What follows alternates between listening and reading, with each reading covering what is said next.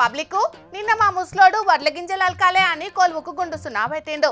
మరి ఇయాలనన్న వార్త తీసుకొస్తాడో మళ్ళా ఏదన్నా పని ఉన్నదని వంకలు పెడతాడో అడుచుకుందాం పాండ్రి.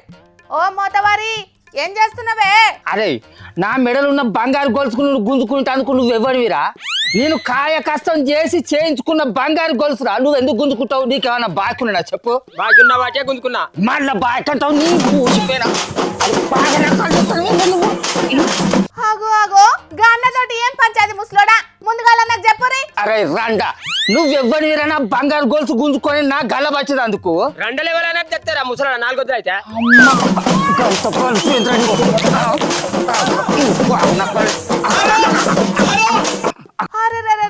అరే ఆగుండ్రే మీ పంచాయతీని పాత్ర పెట్ట ముసలోడా. పైసలు లెక్క గన్న మీద కలబడుతున్నావేందే? ఆగు.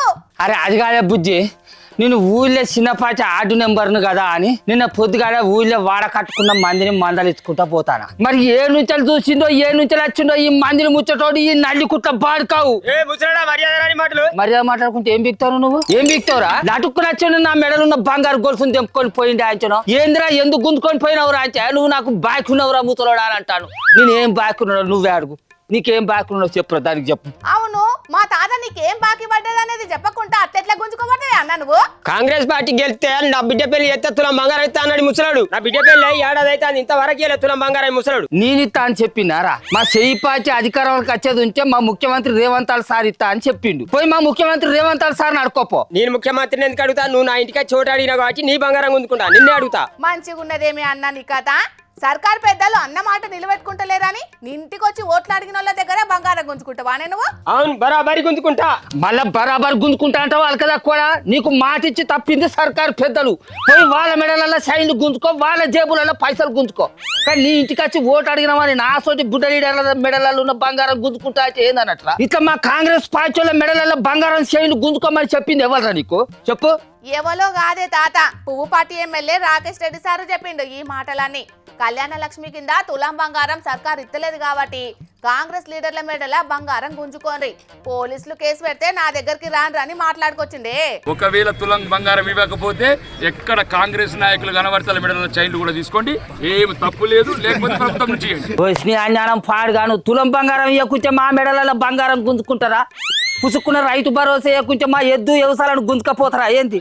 బళ్ళలో చదువుకునే పిల్లగాళ్లకు వసతులు సక్కాలేవని మా ఇళ్ళ సామాన్లకి తెచ్చుకపోతారా ఏంది?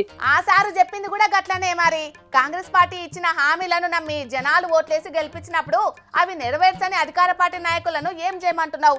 అందుకే ఇతమన్నే ఇయ్యకుంటే నాయకుల దగ్గర ఉన్నే గుంజుకొని అని చెప్పుకొస్తున్నాడు ఆ సారు కూడా. మరి నోత రద్దు చేసేది ఉంటే బలిసిన వాళ్ళ దగ్గర ఉన్న నల్ల డబ్బంతా బయటకు వస్తుంది.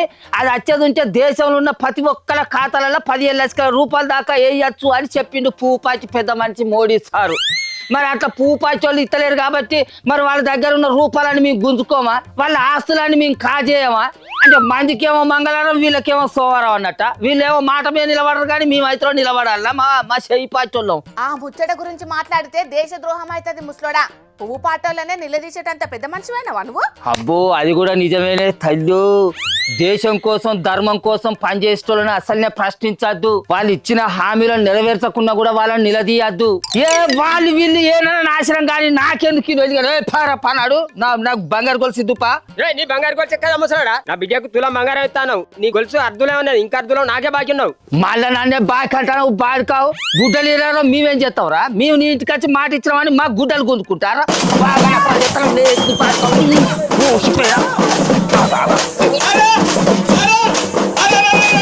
అరే నన్నే కొట్టిపోతావు కొడుక, నీ సంగతి చూస్తపో. నీ అంతు చూడకుంటే నీ అసలు రావులు కానీ పాదు. అమ్మా ఏం చేస్తావు గానీ ఇక ఓ ఇంటికి. ఎక్కువ తక్కువ మాట్లాడితే మళ్ళా మరవడేటట్టే ఉన్నాడా అన్న?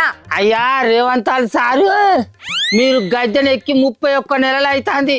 ఆయన పసికంలో ఉన్నట్టుగానే ఆ పార్టీని ఈ పార్టీని, ఆ పెద్ద మనిషిని ఈ పెద్ద మనిషిని, ఆ లీడర్ను ఈ లీడర్ను నోటికి ఎంత వస్తే అంతే తిట్టబడితివి. ఆ తిట్లు బంద్ పెట్టి జర్రంత పాలన మీద సోయి పెట్టిర్రు సారు. లేకుంటే నా సోచి బుడ్డ లీడర్లు ఊళ్ళల్లో గల్లీలో పోయి తిరిగేటట్టు లేదు సారు. ఇగో నా గతి చూస్తావు కదా, ఇదే పరిస్థితి రాష్ట్రం అంతటా మన లీడర్లకు పట్టకుంటే చూడరు సారు. మీకు పుణ్యం ఉంటుంది, మీకు దండం పెడతావు. మళ్ళీ వచ్చే ఓట్ల నాటికి ఎవరింటి ఇవ్వద్దు, ఎవరిని సొంటి ముచ్చట్లు చెప్పి ఓట్లు అడగద్దు కొడుక. కొడుకు వాయమ్మో ఎమ్మెల్యే పైడి రాకేష్ రెడ్డి సారు అట్లా చెప్పిండో లేదో ఇట్లా జనాలు ఎగబడుతున్నారు కదా కాంగ్రెస్ లీడర్ల మీద. ఇదివరకు ఆడాడ కొంతమంది చేతిపాటి లీడర్లను, కొంతమంది మైలక్కలు తులం బంగారం కోసానికి నిలదీసిన రోజులు కూడా ఉన్నాయోలా. మరిగా ఇచ్చిన హామీని అమలు చేయకుంటే ఎమ్మెల్యే రాకేష్ రెడ్డి సారు మాటలు పట్టుకొని ఇంకెంతమంది అయితే సర్కార్ నుంచి ఇస్తారా లేకుంటే మీ ఇంట్లోకెంచి ఇస్తారా అని కూడా గట్టిగానే నిలదీసేటట్టే ఉన్నారు పోన్రి.